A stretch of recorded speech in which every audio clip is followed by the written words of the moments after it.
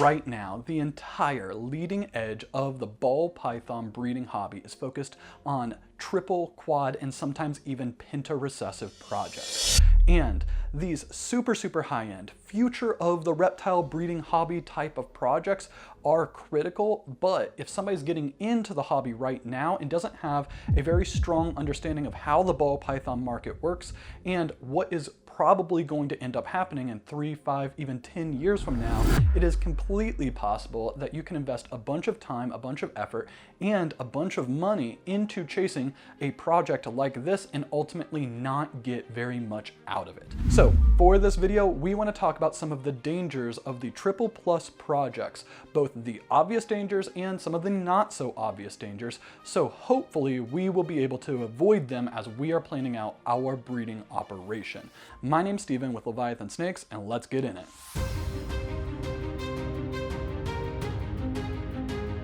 The very first thing that we need to talk about is something that's fairly obvious, and that is not every single recessive morph is going to work well together. And while you may potentially be able to make a triple quad or penta-recessive animal, depending on the exact recessives that are going into it, that does not mean that that animal, even if it is a triple, is going to be in demand, does not mean that that animal is even going to look good. So when it comes to situations like this, there are lots of different recessives, but I think a very common example of this are the albino morphs. So there are really, I would say, two main albino morphs if you're looking at like the T-negative side, and that is the lavender albino and the albino. And I understand that like candy/toffee is also in that complex, but really for this specific situation, I want to talk about lavender albino and albino. So if you were to do, let's say, a triple recessive project, and you are going to do a lavender albino to an albino to a hypo, because maybe those were the animals that you had available,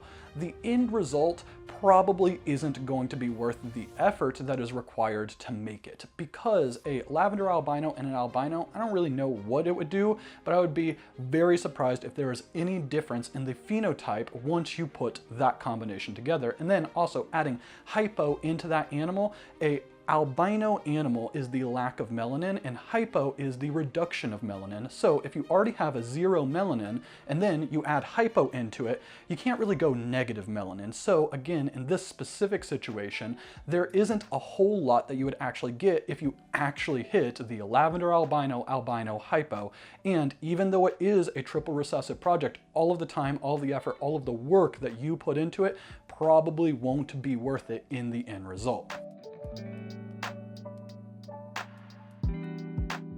Second danger that we want to talk about is that as the multi-recessive projects get higher and higher in level, where you go from the triple, quad to the penta, the total market that is actually working that specific project is getting smaller and smaller and smaller. The amount of people who are working the Sunset Clown project is significantly bigger than the amount of people who are working the Sunset Ultramel Clown project. And even though I personally think both of those projects are absolutely amazing, if somebody happens to go down the Sunset Clown Hypo project and you end up making some Sunset Clown Ultramels, there's probably not going to be a big reason for them to buy your Sunset Clown Ultramel, because they aren't set up to take full advantage of that animal later on if they were working the Sunset Clown Hypo project. So when you are looking at the potential market size, I think at least at this stage that we are at right now, most people in the breeding hobby don't have a triple visual. Most people certainly don't have a quad visual, and I don't know if there's even been a penta visual made yet.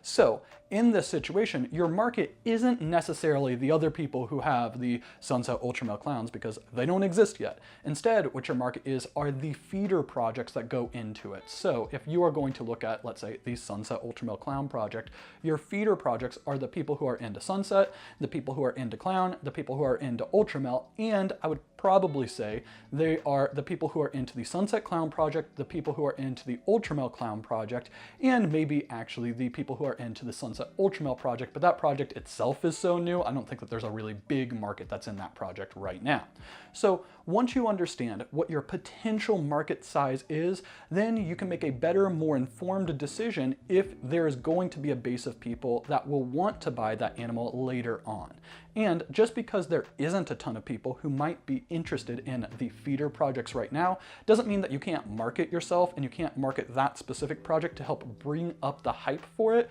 But that is going to be something that you need to be aware of, because that means that you are going to need to do a lot of work marketing that project way before you actually have animals available in it.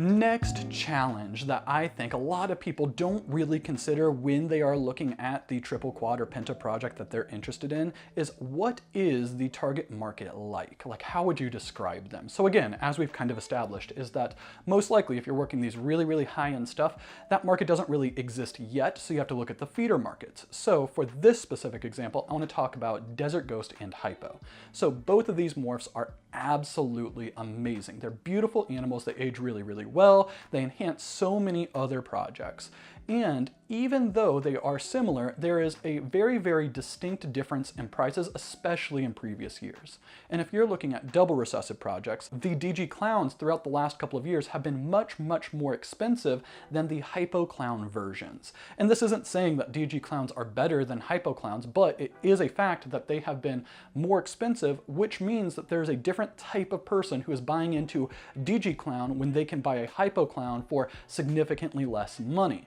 So in this specific situation, if you are going to have DG clown or hypo clown as one of the feeder projects into your triple, the people who are investing into DG clowns have already proven that they are willing to spend more money on individual animals than the people who have the hypo clowns. And this doesn't mean that just because somebody is in the hypo clown project that they're not willing to spend big money on animals, because I mean, we are in the hypo clown project and we spend quite a bit of money on animals, honestly. If you are looking at a general kind of consensus, the people on average who bought into the DG clown project versus the people on average who are working the hypo clown project, the people with the DG clown, they probably have more discretionary income that they can spend, and they are probably more likely to continue spending at those levels in the future, so that way they can maintain the power of their ball python breeding operation. Where with the people in the hypo clown project, they are trying to hope to put in the work, grind it, and make the hypo clown project more popular in the long run, so they are essentially willing to wait it out in order to get the results they want, rather than spend big money now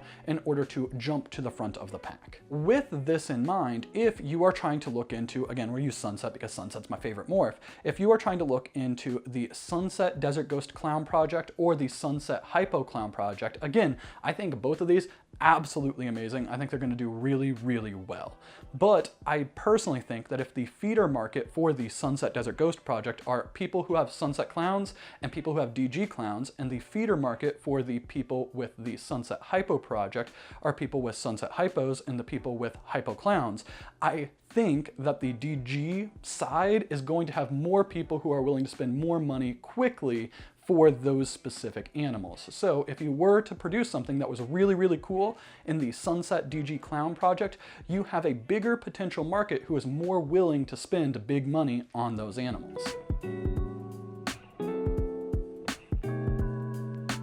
Tying into that specific idea of what animals do they currently have and how are they going to pivot into that triple, how are they going to pivot into that quad project, is that we need to understand what are people wanting to potentially buy by the time that you are able to produce animals in this. So if right now a lot of people are making, let's say, triple hets, they're making combo visual hets, or maybe potentially even combo double visuals that are het for something else. By the time that you are able to produce animals, what are they going to want? And I think that the things that people are going to want when they're looking to spend really big money on an animal is something that drastically improves their odds of hitting the combos that they want, or it's going to be something that brings in new genes that they didn't have in that project or didn't have altogether. So either of these approaches can be competitive advantages, so that way when you are producing animals, people are wanting to buy from you rather than the person who just has triple hets, because maybe you are able to make visual double hets.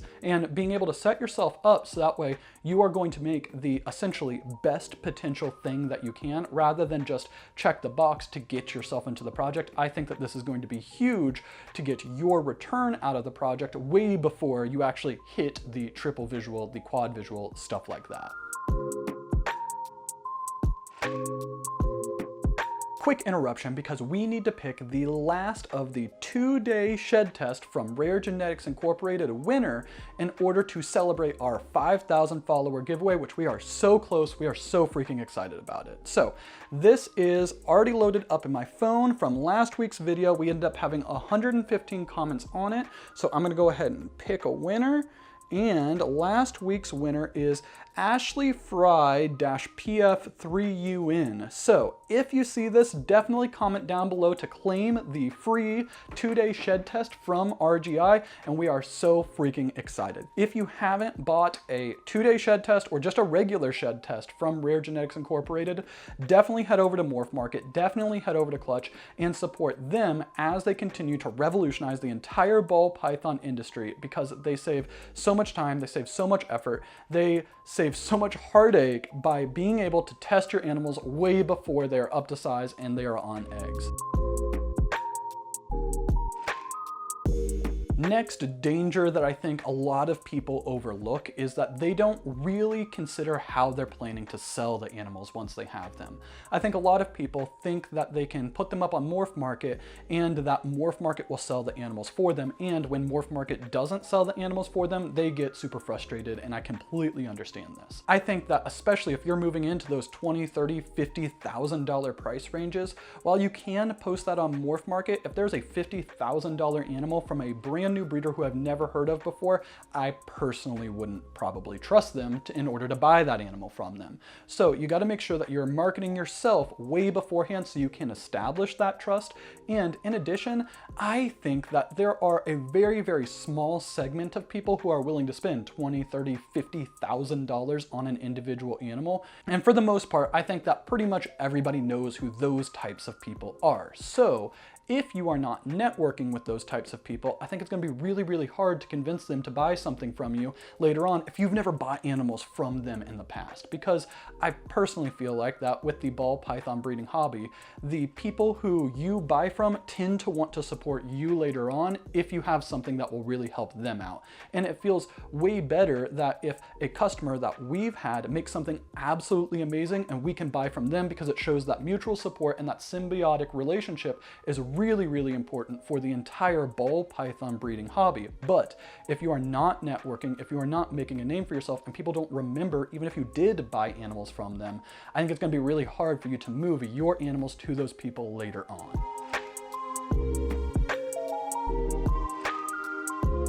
Last challenge that I think happens quite a bit is that so often people race towards the double visual, triple visual, quad, all of those different things. And they don't really attempt to put other genes into that project, and they essentially forget about the incomplete dominant genes. They forget about the dominant genes. So once they end up hitting, let's say, the triple visual, they don't really have anything else new that they can make, because they can maybe pair that triple visual to the triple hets that they made and have higher odds of hitting the triple visual, or they can pair that triple visual to something that is like maybe a combo clown and make visual clowns, combo visual clowns that are double het, which are great, but essentially they aren't prepared to really leverage that animal once they make it, and they almost have to kind of restart over and grow up an entire new generation of animals before they can start working additional genes into it. And I personally think that if you are going to be working a triple recessive project, if you can work incomplete dominant genes in right away when you're making your triple hets,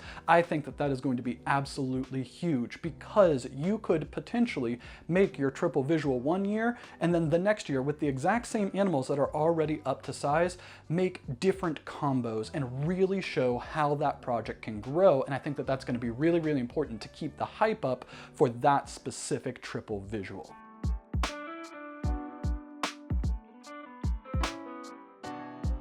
Some last parting thoughts on the triple plus projects is that I personally do not think that every single triple recessive project, every single quad recessive project is going to be absolutely amazing and is going to command high dollars from the market. Instead, what I personally think is that once the market gets to the point where pretty much everybody is working a triple plus project, that there will be a handful, maybe like 5 to 10 or so, that get really, really popular and essentially devour the market share from everybody else, because the animals and infrastructure required to work a triple recessive plus project correctly, because the odds are so low, so you have to have multiple different clutches every single year just to have a decent chance of getting what you want, means that most people are not going to be able to work a ton of different triple recessive projects, and instead they're going to get even more focused, and instead of just having, let's say, a bunch of different sunset projects like we have right now,